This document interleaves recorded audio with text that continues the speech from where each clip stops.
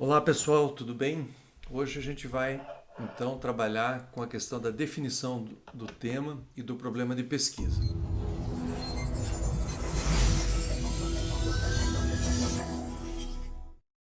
Esse módulo ele está baseado no capítulo 2 do livro do Gil.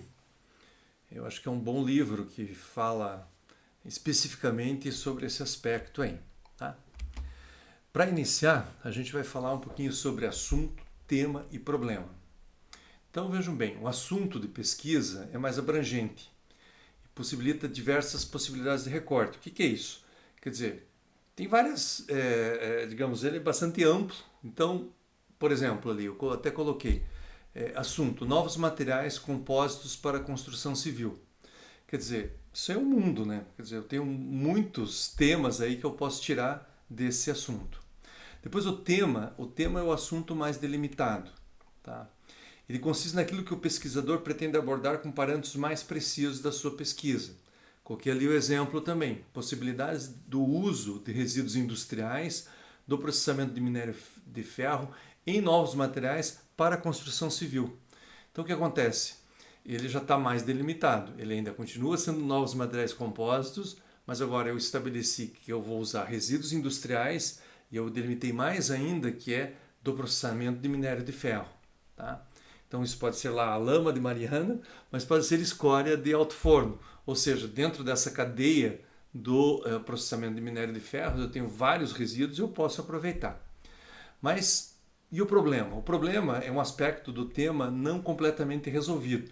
Quer dizer, alguma coisa dentro desse tema que não foi estudado completamente. Coloquei uma pergunta ali como exemplo. Então, ó, como o uso da escória de alto forno influencia na resistência do concreto para blocos de fechamento? Tá? Eu até acho que já participei de alguma banca que trabalhou justamente com esse problema. Mas eu coloquei ali como um exemplo para vocês, digamos assim, porque ele delimita o quê? Bloco de fechamento. Isso significa que ele tem uma norma a seguir com determinada resistência a atender. Tá? Então, eu estou mais específico ainda, eu estou correlacionando duas variáveis, quer dizer, como o uso. Então, eu vou usar a escória de alto forno numa proporção que depois eu posso variar, vai afetar na resistência desses blocos. Tá? Então, vocês vão ver também um pouquinho mais para frente que o problema normalmente é definido como uma pergunta que relaciona dois fenômenos ou duas variáveis. Tá? Então, é interessante a gente começar a pensar assim, quer dizer, em assunto, que é o que vocês já escolheram quando vocês vieram fazer o mestrado ou o doutorado, porque normalmente ali as linhas de pesquisa vão trabalhar com determinados assuntos. O tema está mais vinculado ao professor, ao grupo de pesquisa, e o problema é aquilo que vocês vão desenvolver ao longo do curso. Ok? Bom, escolha do tema. A escolha do tema de pesquisa deve ser feita com base, primeiro, na análise da literatura existente. Isso é fundamental.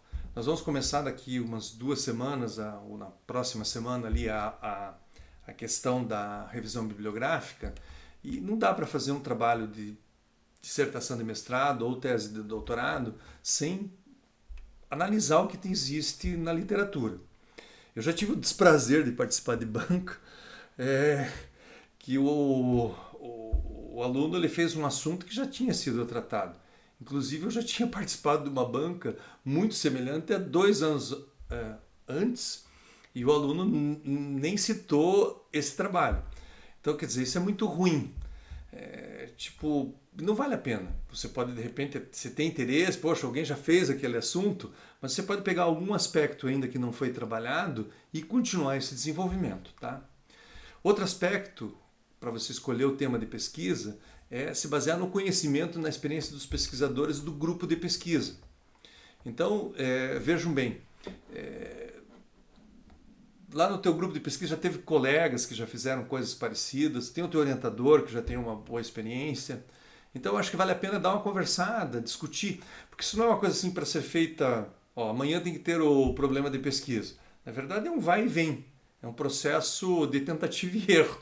A gente vai aperfeiçoando o problema de pesquisa ao longo aí do primeiro ano, pelo menos, do mestrado e do doutorado. Qual que é a ideia? Você parte de um tema, busca na literatura, fala com os teus colegas e, na medida porque você vai buscando novos materiais, novos artigos, dissertações, com conversas ali com os teus colegas, você vai afinando o teu tema, tá? E um outro aspecto que às vezes as pessoas esquecem, que é a questão dos recursos disponíveis para pesquisa. Então não adianta a gente querer fazer, por exemplo, vamos usar, sei lá, pedras da Lua como agregado de concreto.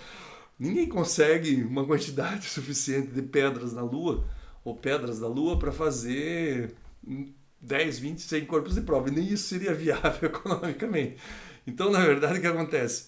Eu estou exagerando a situação, mas é um pouco isso. Às vezes você não tem acesso aos componentes que você vai precisar. Tá? Às vezes você não tem acesso a determinados equipamentos, ou seja ele de testes ou de medida ou coisa parecida. Então isso inviabiliza determinado tipo de problema que você poderia estar tratando. Tá? Então isso deve ser considerado. Além dos aspectos assim de tempo que você vai ter para desenvolver aquele assunto, isso eu acho que é uma coisa que precisa ser bastante pensada. Tá? Vejam bem, a linha de pesquisa ela trabalha com vários assuntos. Aqui eu dei o exemplo do nosso programa, o PPGEC. Então, veja bem, nós temos lá materiais, estruturas de geotecnia, que isso aqui é um mundo, né? Quer dizer, tem muitos elementos ali de conhecimento ou áreas que foram colocadas nessa linha. Depois tem a nossa linha Gestão e Sustentabilidade da Construção, que já é um pouquinho mais focado, mas mesmo assim a gente tem dois mundos, né? O mundo da gestão, e dentro da gestão tem N coisas, tá? E da sustentabilidade.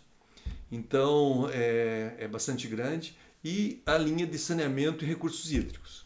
Na verdade, o que acontece? Você vai ter que, quando você fez a inscrição no mestrado ou doutorado, já escolheu uma linha dessas em função do assunto que você quer desenvolver no teu trabalho. O grupo de pesquisa trabalha com vários temas de pesquisa. Cada estudante ou pesquisador desenvolve um problema de pesquisa. Eu dei ali alguns exemplos do que eu estou trabalhando, tá? Por exemplo, um tema ali que nós trabalhamos, estudo da satisfação em relação a ambientes construídos. Então a gente quer saber a satisfação do indivíduo em relação ao ambiente que ele utiliza. Hoje a gente está focando bastante no ambiente residencial, mas isso pode ser no ambiente comercial, pode ser no ambiente de trabalho, outros ambientes construídos. Outro que a gente tem trabalhado é a melhoria da gestão operacional de canteiros de obra. Então é um tema.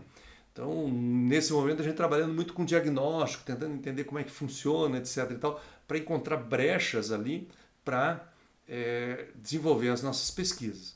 E por último, esse é um trabalho que eu tenho trabalhado, o Romano também tem trabalhado, é a análise estratégica das empresas de construção. Então isso já estamos trabalhando há alguns anos, entendendo assim quais são as ações, quais são as estratégias, já saíram vários trabalhos aí desse tema. E daí cada tema busca um problema específico. Um está procurando a estratégia em relação à utilização de tecnologias, outro em relação ao uso, digamos, a implantação de programas de garantia de qualidade, por exemplo. Então são trabalhos e temas e problemas que já foram tratados em anos anteriores. Tá? Bom, finalmente, problema. O problema representa algo que ainda não foi solucionado ou mal solucionado. Quer dizer, é aquela coisa que, puxa, ninguém sabe ao certo, ninguém realmente provou aquele conceito, aquela situação. Quer dizer, não existe um dado empírico inquestionável sobre aquele aspecto. Tá?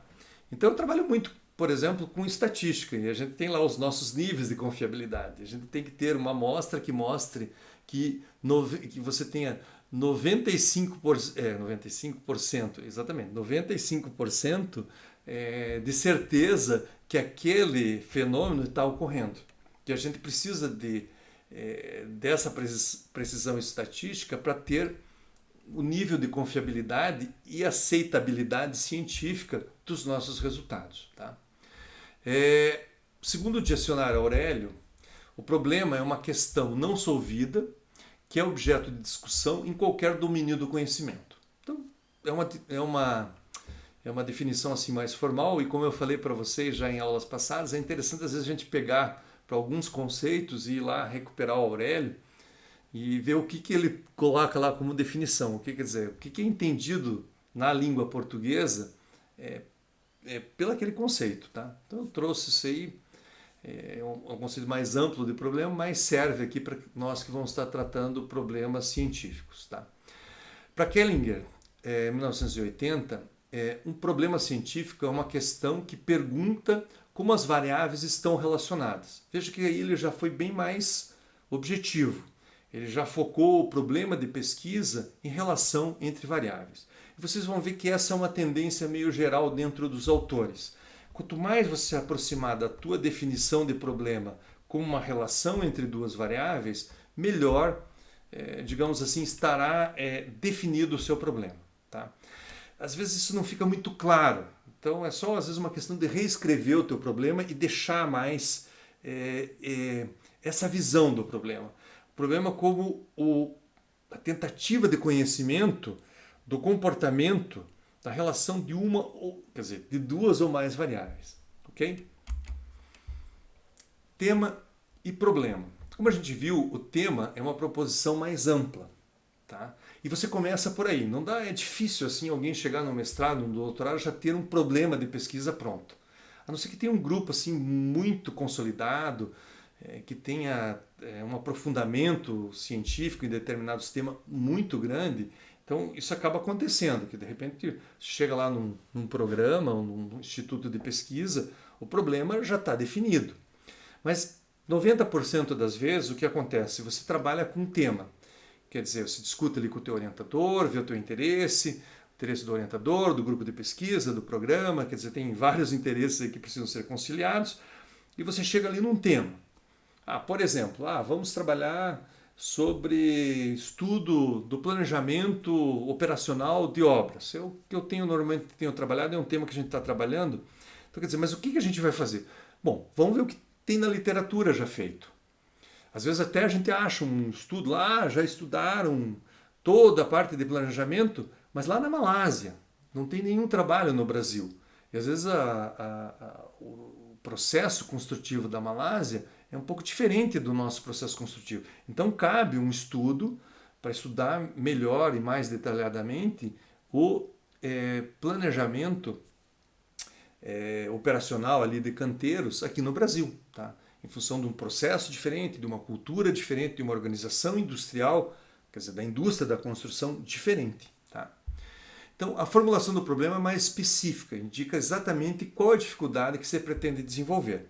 Então é isso, você parte de um tema mais amplo, planejamento em canteiros, e vai buscando alguma coisa mais específica, na literatura, nas nossas especificidades, questões que não são muito tratadas, tá? Então, como eu falei, é um processo de ida e vinda e vocês vão aperfeiçoando nesse processo até chegar num bom problema.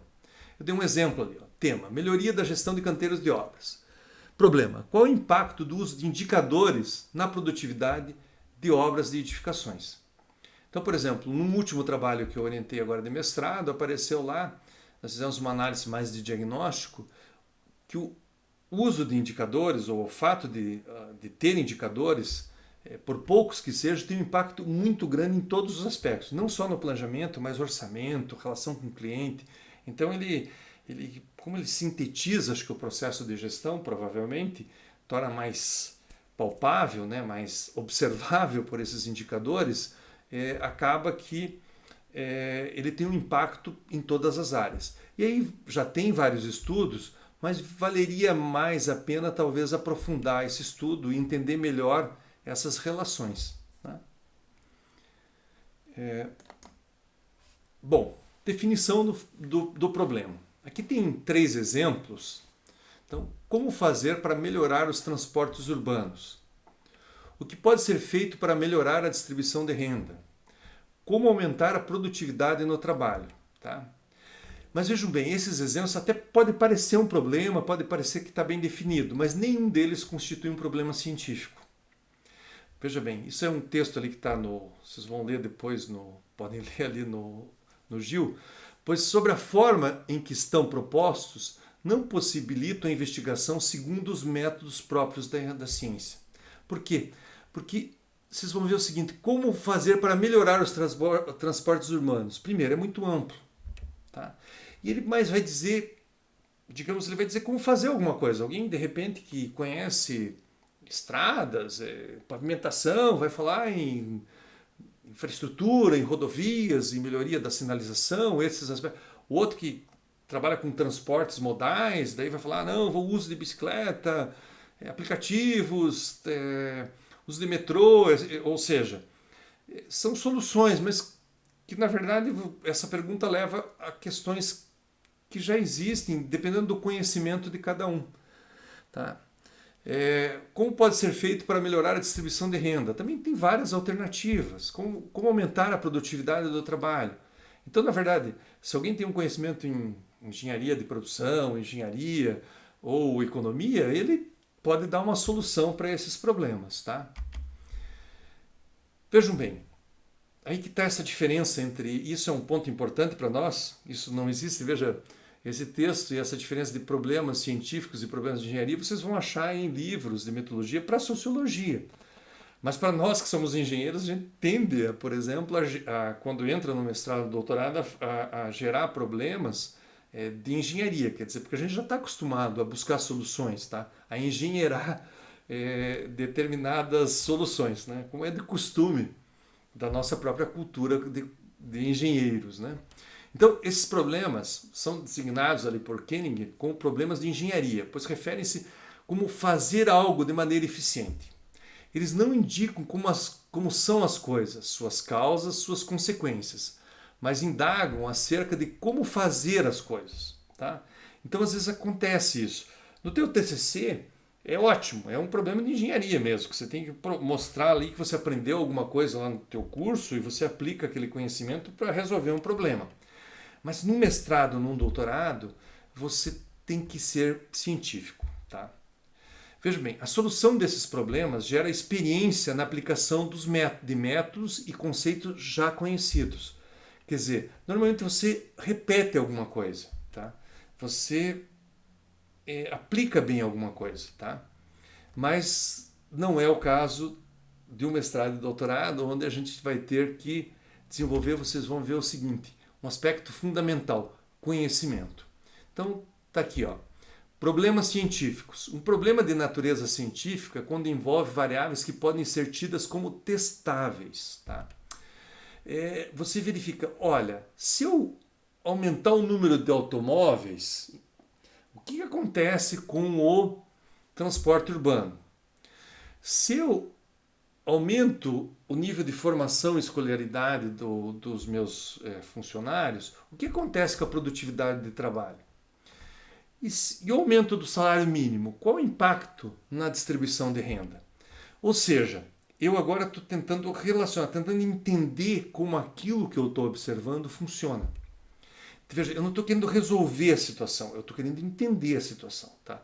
Eu posso até depois, lá no final do trabalho, eu sempre falo para os alunos, olha, coloca lá como um bônus. No final do trabalho você diz o seguinte, olha, a partir desse conhecimento, etc. e tal, eu cheguei nessas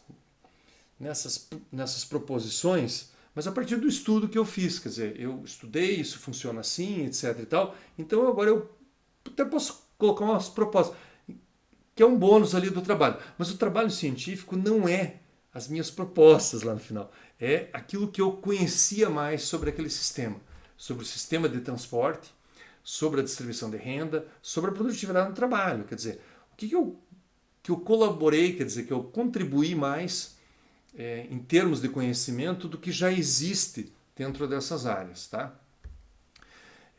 Vejam, todos esses problemas envolvem variáveis suscetíveis de observação e de manipulação.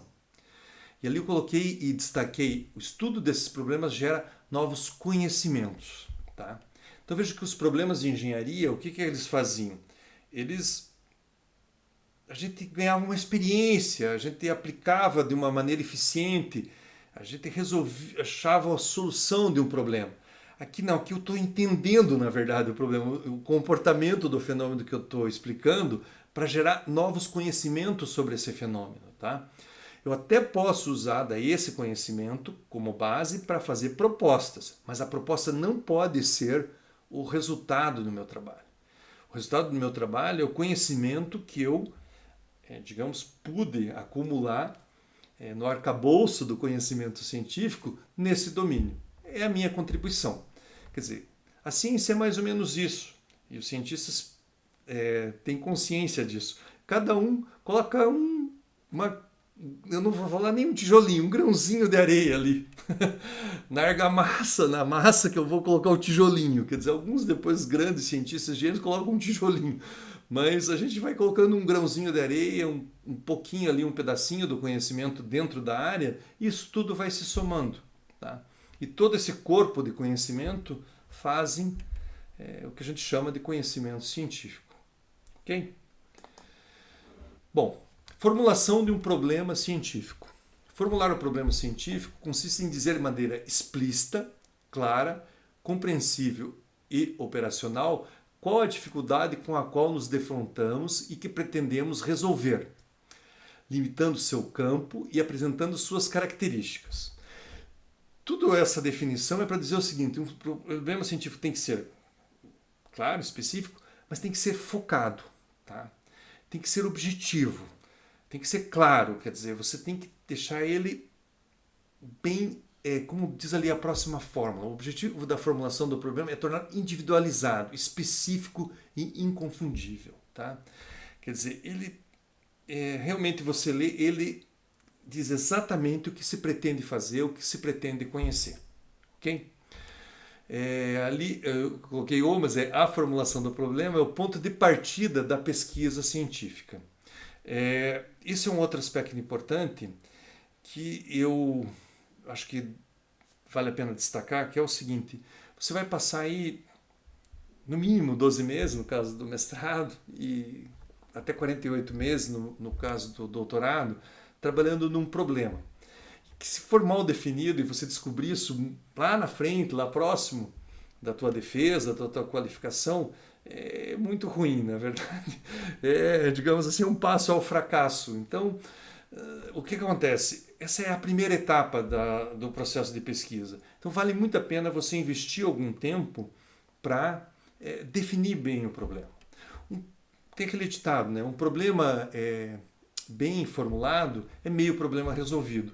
Isso vale também para a ciência. Um problema bem formulado é meio resolvido e também tem um potencial grande de você trazer uma contribuição científica importante.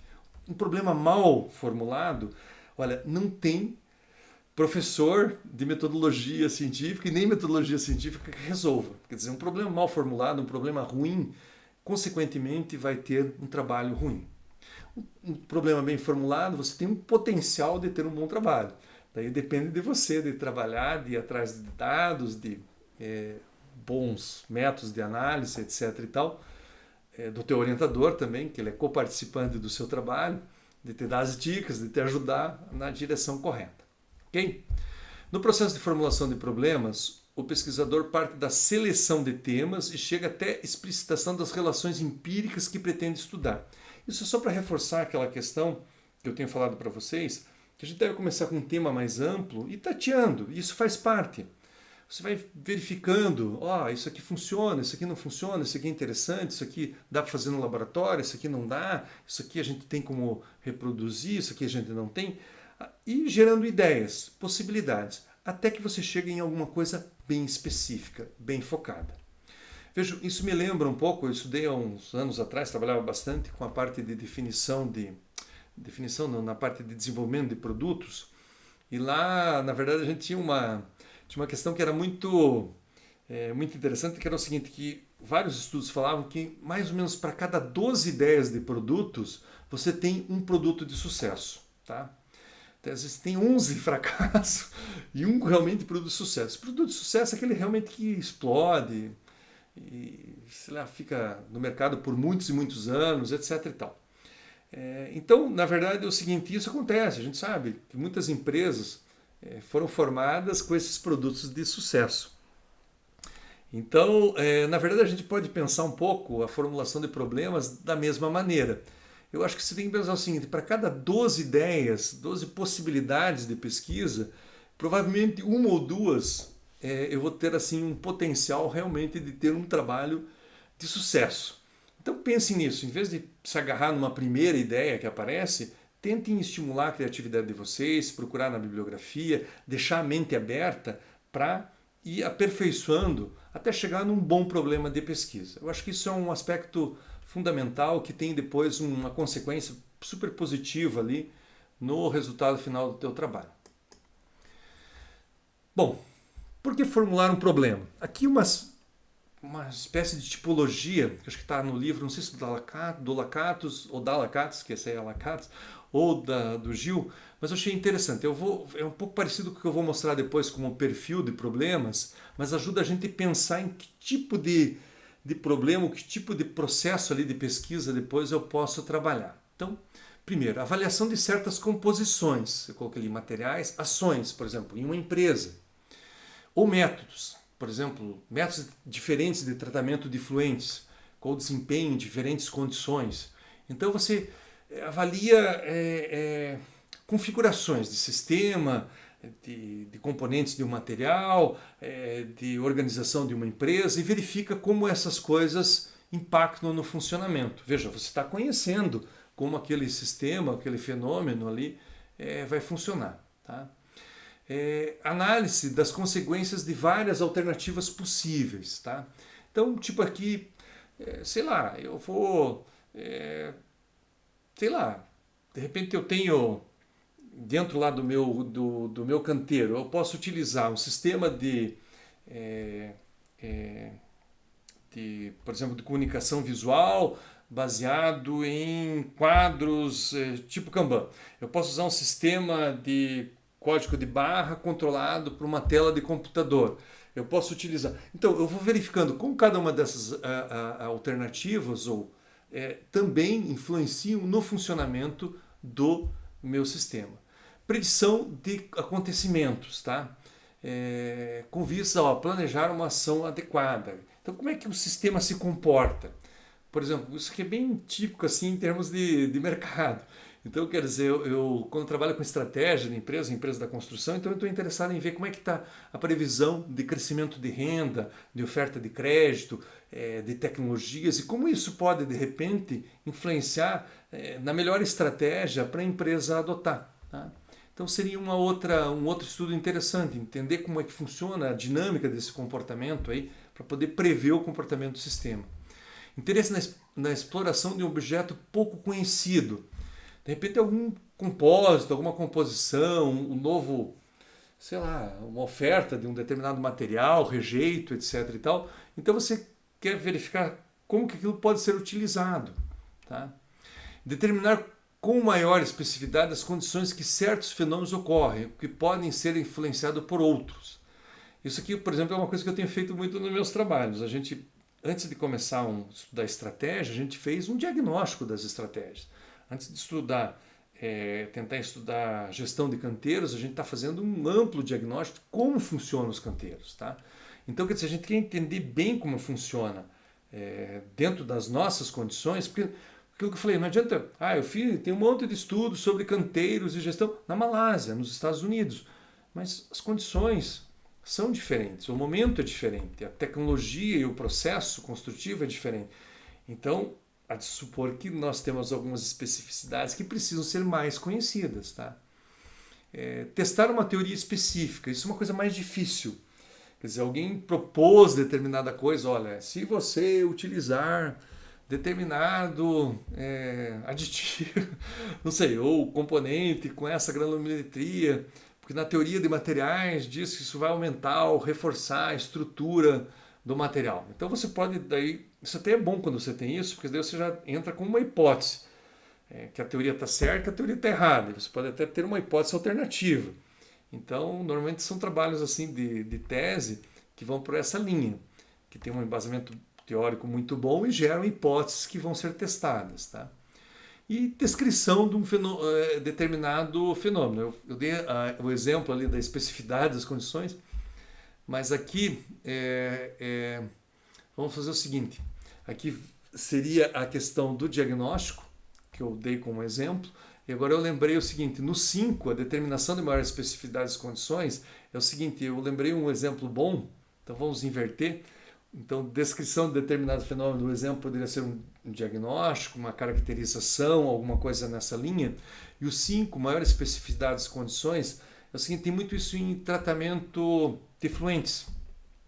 Então, por exemplo, às vezes tem um tratamento que é desenvolvido, por exemplo, na Inglaterra, mas lá na Inglaterra as condições de clima e de temperatura e de umidade são totalmente diferentes, por exemplo, das condições do Nordeste brasileiro. Tá? De repente são até mais parecidas como era Curitiba há uns anos atrás, que vivia nublado, chovendo. Né? Agora o tempo está um pouquinho mais mudado. Mas o que acontece? Então, por exemplo, se muda as condições daquele método, por exemplo, de tratamento, e ele funciona de uma maneira diferente. Porque as bactérias, sei lá, os micro-organismos que estão lá são diferentes, tem lá e tem aqui são diferentes, ou às vezes são muito próximos, mas têm um comportamento diferente por causa de questões justamente de temperatura, da alimentação da população, coisas desse tipo.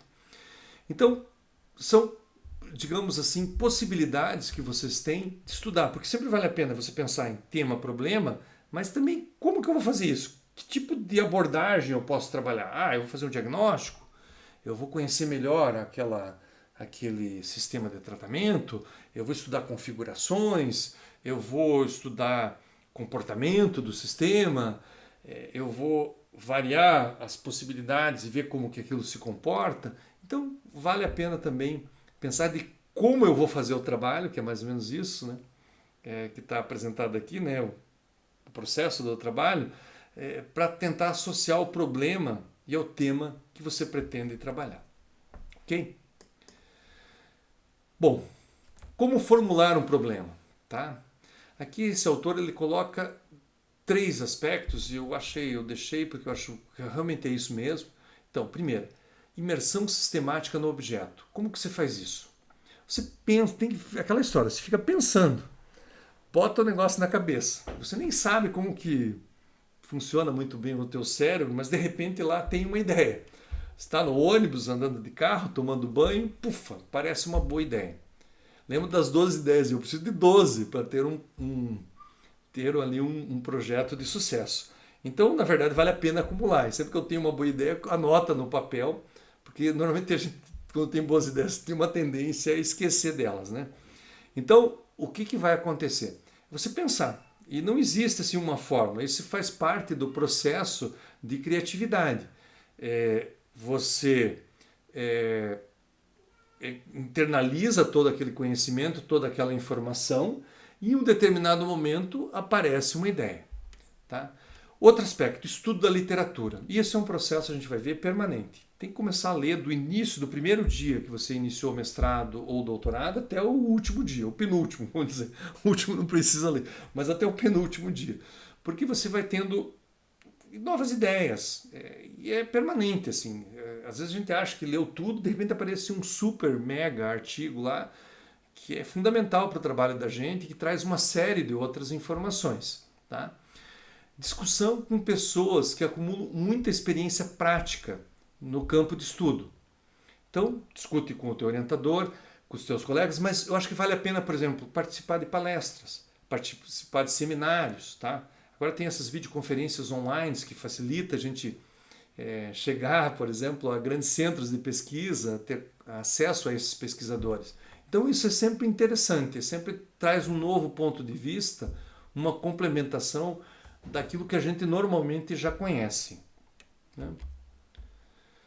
Bom, vamos agora passar para características de um problema científico. Tá? Então, primeiro, na verdade isso aqui depois vocês podem usar até quase como um checklist para ajudar aí vocês a determinarem o problema de vocês. Tá? O problema deve ser formulado como pergunta.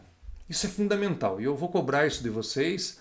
Tem gente orientador que não coloca, mas é importante. Isso ajuda, deixa mais focado o teu problema e certamente os membros da tua banca vão agradecer isso aí. Tá? Porque eles vão direto no problema e vão ver se você conseguiu responder aquela pergunta. Então, tem que fazer como pergunta, mas depois do seu trabalho responde essa pergunta. O problema deve ser claro e preciso. Isso depende da tua forma de se expressar, mas temos que manter a objetividade. O problema deve ser empírico. O que é isso? Eu tenho que provar, eu tenho que medir. O problema não pode ser baseado em sentimentos, ele tem que ser baseado em dados, fatos, tá? O problema deve ser suscetível de solução. O que é isso? É que o problema, por exemplo, ele digamos assim, eu sempre gosto de dar esse exemplo, se a gente tem determinados equipamentos, a gente consegue fazer e chegar a uma solução, mas se a gente não tem, esse é um aspecto, não adianta tentar. Não sei se vocês viram uns anos atrás, agora apareceu aquele laboratório no deserto Los Alamos, eu acho, que fizeram aquele laboratório que mede as ondas gravitacionais. Ele custou assim $1 bilhão, né? Que seriam 5 bilhões de reais. E esse laboratório é um laser que está colocado em forma de L, assim, só que uma perna do L tem 12 quilômetros para um lado e, sei lá, 30 ou 50 quilômetros para o outro lado. E a precisão tem que ser milimétrica ali onde ele atira aquele laser, ele vai até o sensor e volta. E ele mede daí com isso as ondas gravitacionais. Como que ele faz isso? Como ele está em L, quer dizer, num ângulo de 90 graus, quando a onda gravitacional vem nesse sentido, ela distorce, digamos, o laser, ou essa dimensão, e ele consegue medir isso. Pela diferença entre você mandar o laser para esse ponto e voltar, e mandar para esse e voltar. Então, na verdade, é um princípio simples, tá? Em termos digamos assim, de princípio de funcionamento, mas é um laboratório que custou $1 bilhão e consegue medir, por exemplo, ondas gravitacionais que estão a bilhões de anos-luz, quer dizer, de fenômenos astronômicos que estão a bilhões de anos-luz da Terra. Então, quer dizer, eu só vou conseguir fazer resolver esse problema e medir isso se eu tenho esse laboratório. Quem não tem, não vai conseguir e não vai conseguir fazer esse tipo de pesquisa. Esse normalmente, novamente, é um exemplo exagerado, mas é para vocês mais ou menos isso. Quer dizer, se eu tenho um laboratório determinado, eu tenho uma câmara úmida para, sei lá, secagem controlada, etc. Então eu posso fazer tratar determinados problemas. Se eu não tenho, não adianta. É melhor buscar coisas que não precisam de uma câmara úmida com temperatura, umidade, condições controladas, ok? E outra questão importante, por exemplo, deve ser delimitada uma dimensão viável. O que é isso? Eu normalmente, por exemplo, um exemplo bem simples, eu sempre quando coloco e peço para os alunos colocar, muitas vezes a gente está estudando a gestão de canteiro de obras da região metropolitana de Curitiba. Por quê? Porque são a informação que eu vou ter acesso. Eu não consigo ter acesso às obras que são feitas em Manaus. De repente até em Joinville eu consigo alguma coisa, mas normalmente é mais difícil. Então a gente pega a região metropolitana, que tem Campo Largo, tem Araucária, e ali a gente consegue as nossas informações. Então o nosso problema, ele apesar de, digamos assim, explicitamente a gente às vezes generaliza um pouco os resultados, mas a gente sabe que ele é válido para essa nossa dimensão, quer dizer, as empresas da região metropolitana de Curitiba. Ok? Bom, então vamos voltar aos itens aqui. Primeiro, o problema deve ser formulado como pergunta. Vamos lá. Esta é a maneira mais fácil e direta de formular um problema. Facilita sua identificação por parte de quem consulta o projeto ou relatório de pesquisa, aquilo que eu falei da banca, tá? E outros também que vão depois ler o trabalho de vocês. Estabelece um foco mais definido, quer dizer, o que vocês têm que resolver? Eu tenho que resolver essa questão de pesquisa. Se alguém disser que vai pesquisar o problema do divórcio, pouco estará dizendo. Mas se propuser que fatores provocam o divórcio, ou quais as características da pessoa que se divorcia, está efetivamente propondo problemas de pesquisa. Esse é um exemplo do Gil que eu acho bastante pertinente. Não é só pela pandemia que está todo mundo aí em casa com seus cônjuges e dizem que o número de aumento dos divórcios estão aumentando, né? Mas eu acho que ele mostra que é uma questão mais social, etc. e tal, mas mesmo uma questão mais social, ela pode ser colocada em termos bem práticos, tá? Bem objetivos, tá? Então, esse é o primeiro aspecto. O segundo, o problema deve ser claro e preciso. Então, com frequência são apresentados problemas tão desestruturados e formulados de maneira tão vaga que não é possível nem imaginar como vai começar a resolver. Então isso acontece. Eu coloquei aqui, como funciona a mente? Poxa, mas do ponto de vista psicológico, do ponto de vista fisiológico. Mas, antes disso, o que é mente? Tá? E o que é funcionar? Então, na verdade, é muito amplo e muito vago. Não dá, você tem que ser mais específico. Pode ocorrer também algumas formulações que apresentam termos definidos de forma não adequada, o que torna o problema carente de clareza. Eu coloquei um exemplo bobinho, mas os cavalos possuem inteligência? Então, puxa, primeira coisa, o que é inteligência? E, na verdade, é comportamento inteligente, é comportamento adequado à exigência do meio. Então, na verdade, você poderia colocar isso de maneiras muito mais claras. Quer dizer, os cavalos, os animais da espécie equinos, não sei o quê, apresentam um comportamento adequado quando é solicitado do seu ambiente, a transposição de um obstáculo. Quer dizer, você começa agora a colocar isso de uma maneira mais específica e você começa daí a mostrar o que realmente você quer trazer ou contribuir com o conhecimento naquele aspecto específico. Ok? Bom, o problema deve ser empírico. Vejam bem, esse é um aspecto fundamental. Tudo que vocês fizerem em termos de ciência, vocês terão que provar. E as pessoas em outros locais do planeta deverão poder reproduzir aquilo que vocês fizeram e chegar nos mesmos resultados. Então tem que ser um experimento, quer dizer, tem que ser uma pesquisa que possa ser reprodutível, quer dizer, você poder reproduzir ela em outros locais, nas mesmas condições e chegar aos mesmos resultados. Tá? Então, primeiro, os problemas científicos não devem referir-se a valores. Por exemplo, bom, mal, gosto, não gosto, isso não existe. Tá? Porque se é bom ou mal, por exemplo, isso vai depender da sociedade, do indivíduo, de cada um. Tá? Por exemplo, a formulação de determinado problema poderá fazer a referência a maus professores. Isso também é um exemplo que está lá no Gil. Essa expressão indica valor, mas o pesquisador poderá estar interessado em pesquisar os professores que seguem práticas autoritárias, que não preparam suas aulas ou que adotam critérios arbitrários de avaliação. Veja, na medida que você deixou isso mais claro, o problema se tornou mais fácil de trazer para o campo empírico. Quer dizer, professores que preparam a aula e não preparam a aula, ou que preparam mediamente ou, entusiasmadamente. Né? Então eu poderia até colocar uma escala, colocar critérios para medir isso, tá? Verificar aqueles que aplicam critérios de avaliação, o número de critérios, grau de objetividade dos critérios, ou seja, eu consigo, de certa forma, mensurar isso. Tá? Deixar isso tornar isso de uma forma mais objetiva. Então, trata-se, portanto, de transformar noções iniciais em outras mais úteis, que se refiram diretamente aos fatos empíricos e não a percepções pessoais. Então, depende, você até pode começar com uma coisa meio que você gosta, acha legal, tem uma percepção daquilo, mas você tem que tornar isso mais formal. Tá?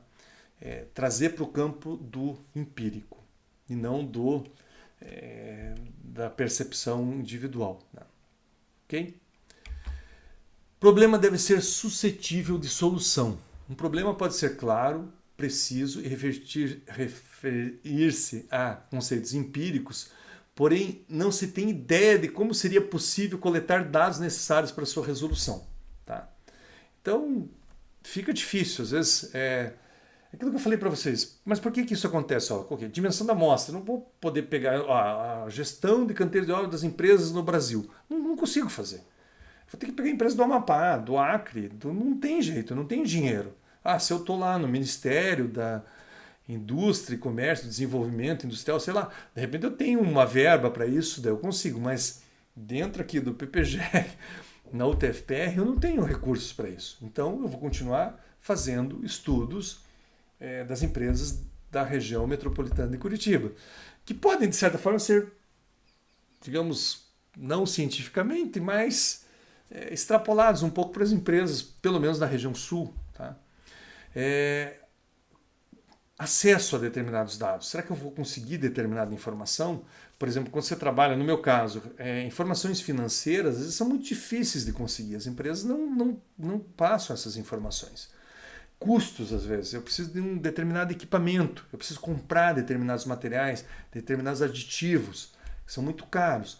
Tempo. Quer dizer, quanto tempo eu preciso fazer de ensaios para esse compósito para mim ter uma comprovação adequada que isso funciona.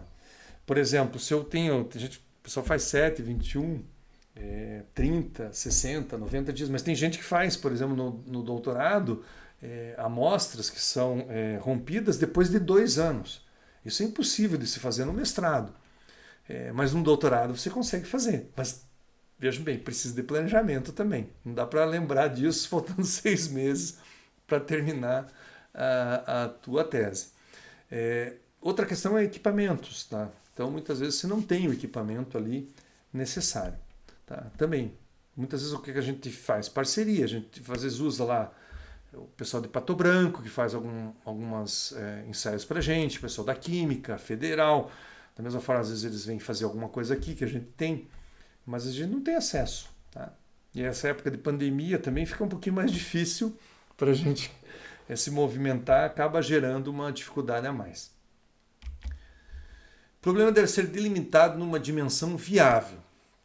Então o problema tende a ser formulado em termos muito amplos, requerendo algum tipo de limitação. A delimitação do problema guarda estreita relação com os meios disponíveis para a investigação. É o que a gente viu no anterior, quer dizer, eu sempre falo, gestão das empresas, região metropolitana, já estou delimitando. E aqui eu coloquei uma coisa importante para vocês, que são os fatores para delimitação. Então, por exemplo, localização, região metropolitana de Curitiba. Tá? Mas, de repente, para outras pesquisas é importante você delimitar se aquilo é no litoral. De repente, determinado tipo de estrutura que vai ficar exposta, que pode ter, por exemplo, um ataque maior ali das condições que são afetas ao litoral, isso é diferente da região aqui de Curitiba. Ou, de repente, eu trabalhava com produto, às vezes tinha um determinado material ou produto que trabalhava em determinadas condições. Então, a localização é importante. Tá? Tempo. Então, eu coloquei ali, coleta das amostras entre maio e junho. Tá? Então, você vai coletar em 2020. Amostras de 7, 21 e 60 dias de cura. Tá? Então, quando você vai intervir ao longo do tempo naquele objeto que você está observando. Tamanho da amostra. Tá? Eu coloquei 100 casos, porque eu trabalho bastante com análise multivariada e o número mágico da análise multivariada é 100 casos. Quando eu preciso de uma amostra para uma análise adequada, é mínimo 100 casos. Isso já dá uma tremedeira nas pernas da gente, principalmente dos alunos, porque às vezes conseguir respostas para 100 questionários não é uma coisa fácil. Mas daí o que a gente faz? Trabalha em grupos de pesquisa. Então são 4, 5 alunos no mesmo grupo ali, coletando o mesmo questionário. Daí a gente consegue os 100 casos, senão quase impossível. Né? Número de amostras. Então eu vou fazer 4 amostras ao longo do ano. Então, por exemplo, estou observando a evolução de uma empresa, no meu caso. Então eu vou fazer 4 intervenções, observações lá ao longo do ano. Eu vou fazer 4 amostras de água, digamos, de efluentes ao longo do dia, tá? Ou de uma estação, ou coisa parecida. Segmento que eu vou atuar, eu vou trabalhar na parte de construção de edifícios, nas empresas de componentes para construção. Ali eu coloquei ferrovias, então eu vou trabalhar com, sei lá, com estruturas voltadas a ferrovias, que tem... Quem trabalha ali com joalheria sabe disso, tem bastante essas questões relacionadas a vibrações, que são bem típicas para esse tipo de infraestrutura. Então, quem trabalha com análise de estrutura em ferrovias é diferente de quem trabalha com análise de estruturas, por exemplo, para transporte rodoviário, tá? Que vai ter um outro tipo de condições externas. Então, é interessante. Tipos de objeto, empresas com mais de 100 funcionários. Por exemplo, resíduos de queima de lixo urbano, de cidades até 50 mil habitantes. Então, de repente, eu posso ver que eu estou usando, de repente, para um novo material. Então, vai depender um pouquinho da criatividade de vocês, mas pensar nesses fatores aí para pensar nesses fatores para delimitar o problema de pesquisa de vocês, ok? Bom, estamos quase terminando. Scharder enumera questões para verificar a validade científica de um problema. Então, isso aqui é bem um checklist, que depois que vocês terminarem, vocês podem passar o problema de vocês e ver se ele passa. Então, pode o problema ser enunciado na forma de pergunta? No caso de vocês, foi enunciado na forma de pergunta, primeira coisa, corresponde a interesses pessoais, sociais e científicos, ou seja, é esse conflito de interesses que eu vou ter que gerenciar.